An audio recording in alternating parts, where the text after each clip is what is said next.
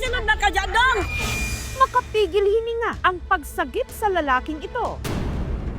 Isang maling galaw lang, maaari na siyang sakmalin ng kamatayan. Dong, Ginoo ko, Lord Jesus, Lord Jesus. Ang lalaki kasi natrap sa kulungan ng buhaya. Langgang ano ning sunod man ka dyan, langga? Kabalo man dyan ka nga buaya na jagam. Manisulod sa siya eh. Sulod siya din, yamba. Hanggang sa Imo pa akang, sinakmal, agoy, Ginoo ko, lay! Maluoy ka, lay! kinaladkad, Loy, maluoy mo. Maluoy ka. Lay, dyan lang ko, Lord, lay! Ayaw na siya nadag-asa, lay! Agoy, Ginoo ko, Lord! at pinaikot-ikot na ng buhaya ang tila magiging hapunan niya. Diyos, alay. Lay, ayaw sa talong ka na, lay! Diyos ko. Yung ginawa ko is nag-live na lang para makita ng mga rescuer. Alangan naman na pumunta ako sa cage din. Di dalawa kaming kakainin. Langga, ayaw siya ikapalangga. Nahirapan kaming ma-rescue yung tao kasi buhaya yung kalaban namin. Paano ba nakapasok sa kulungan ng buhaya ang lalaki? Plastic daw yung buhaya. Gusto niyang sakyan. Mahilig din siya sa mga hayop kasi gusto niyang kaibiganin. Higit sa lahat, makakalabas pa kaya rito siya ng buhay? Niya imong paagang. Lord, agoy, Ginoo ko, Lord! Jesus! Lay, maluoy ka, lay! Ang insidente nangyari sa park na ito sa CI Zamboanga, Sibugay. Yung Cabul Mangrove Park and Wetlands po is ecotourism site po siya. Yung local people mismo yung actively could participate the planning and managing of the operation. Kwento ng empleyado ng park na si Arlene, nasa kalagitnaan daw siya ng trabaho nang may nanghingi ng saklolo. Auntie, bilis-bilisan mo kasi yung tao inatak ng buaya. Tumakbo ako at tiningnan ko yung tao doon. Dito na raw nang hina ang tuhod ni Arlene nung nakita niya ang lalaki sa loob ng kulungan ng buhaya. Ang buhaya, isang saltwater crocodile na pinangalanan nilang Alay, tinatantiyang nasa 17 feet ang haba nito at nasa 300 kilos ang bigat. Gilak na niya imong paagang. Agoy, Ginoo ko, lay! Maluoy ka, lay! Ang lalaki, itago natin sa pangalang Arthur. Hindi naman siya gumilaw. Walang kibo. Lord, maluoy mo. Maluoy ka. Sa pag-asang mapaamo si Alay, hinaplos-haplos daw ito ni Arthur. Pero Ayaw niya hawakan yung ulo. Kaya Agoy, Ginoo ko, Lord! Jesus! Lord, ayaw sa talong ka na, lay! iniikot-ikot siya.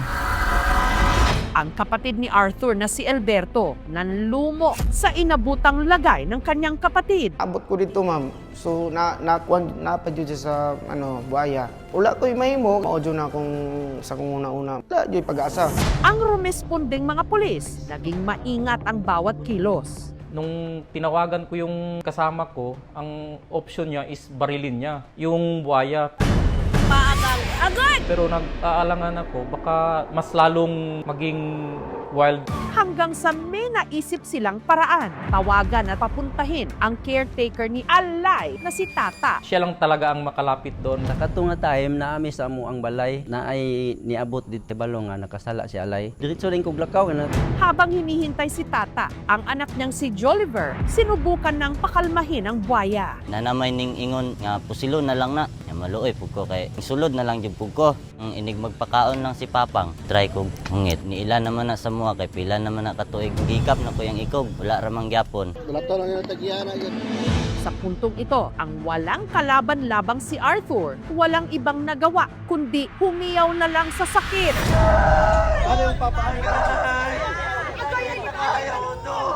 Magkakalahating oras na rin kasing sakmal-sakmal ng buhaya ang kanyang binti.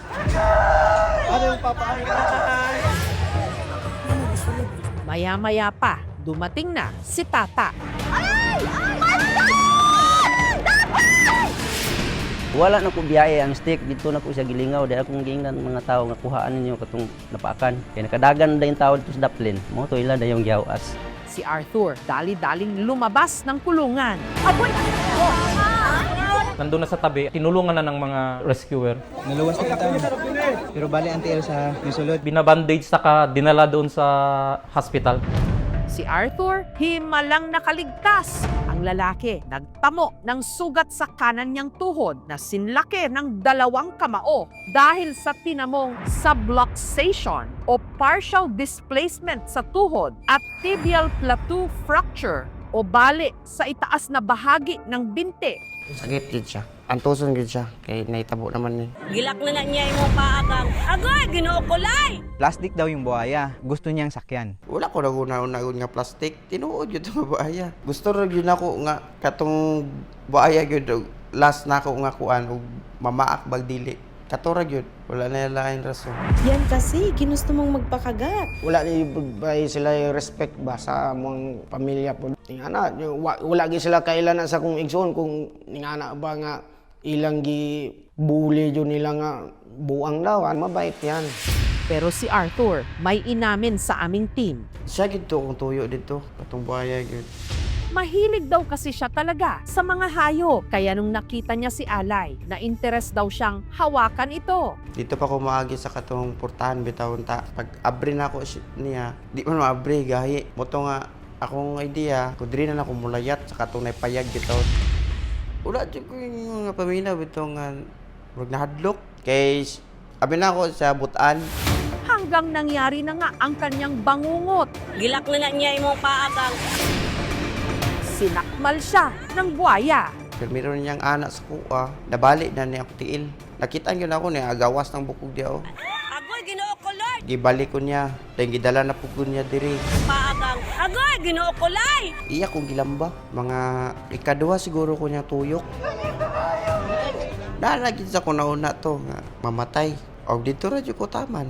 Wala jud ko mahimo. Kay bayam gito dako kay kayo. Nakita na ko yung ipon na naana na paksi ba. Ako lang giibot, gilabay na diri sa kilid. Agoy, Ginoo ko Lord. Boto ni nasuko na po siya, gibalik ko niya, dahil gidala na po ko niya diri. Mabuti na lang daw at dumating na si Tata. Gidala na ito niyang sungkod, pero meron niyang anak. Wala pa, siya ngalay, buhiin na. Dali naman kayo ko nakatindog, anak-anak, ko kiyang-kiyang. Gayunman, iba ang kwento ng biktima sa mga sumuri sa kanyang doktor. Patient claim naman po na he was under the influence of alcohol. Nag-shot ko beer, gamay lang good. Nadto ko sa mangrove. The patient needs further psych evaluation and assessment talaga. Dapat unda akong diri nga kuan for psychiatrist unda man ba. Hindi yun normal na gawain yung alam mo na yan, buhayan, kumain talaga yan ng tao, ba't pumasok ka pa dyan? Sa pangyayaring ito, meron bang dapat managot? Kung mapatunayan nga na mayroong pagkukulang sa kanilang management, walang warning signs, walang nagbabantay, they fail to adopt security measures, then posible sila maging civilly liable. Tulo jud mi dire duty, ma'am. Dira at bang sa stage, dira jud mi pirmi magtambay. Nagtumi nga nagtanaw ra siya sa buaya. Kay normal ra man gud nga daghan mananaw diri buntag ud gatong pagkahitabuan nga nana siya sa sulod wa na mi kabantay. Will fence naman yung facility ni Alay. Check yan ng DENR. Yung nangyari na yun is very isolated case talaga. May bala po ba kayo magsampa ng kaso? Sa ngayon, wala na tayong magawa dyan, ma'am. Create naman tayo ng problema dyan. Wala raman po, di ako ang tinuyuan yun. Tinuyuan yun ako. Kung ikaw may kasalanan kung bakit ka nagka-injury, then hindi ka entitled sa danyos. Di na ako motrog ambak sa buaya. Issue po ng temporary closure ng DENR. Nag-suggest kami na lagyan lang talaga siya ng roof para in the event mayroon bang papasok doon or may ating ba umakyat, hindi talaga siya maka-jump. Ang lakas ng isang sagpang ng crocodile, tulad natin yan sa isang maliit na kotse na dumagan sa iyo. Ang isang crocodile kasi ay highly territorial na hayop. So yung kulungan ay inisip niya, teritoryo niya. So lahat ng mahulog doon ay maaari niyang gawing pagkain. Loy, ayaw sa talong ka na, Loy! Pagka nakagat siya ng crocodile, ang kailangan niya lang gawin hindi gumalaw para maiwasan yung pag-ikot ng crocodile. Ang mga mababangis na hayop gaya ng buhaya, likas na nagiging agresibo kapag sila'y ginagambala. Kaya't isang mahigpit na paalala, igalang ang kanilang teritoryo. Dahil kung hindi, baka ikaw pa mismo ang maging alay. Agoy, Ginoo ko lay! Agoy, Ginoo ko Lord! Loy, ayaw sa talong ka na, Loy! Thank you for for watching, mga kapuso. Kung nagustuhan niyo po ang videong ito, subscribe na sa GMA Public Affairs YouTube channel. And don't forget to hit the bell button for our latest updates.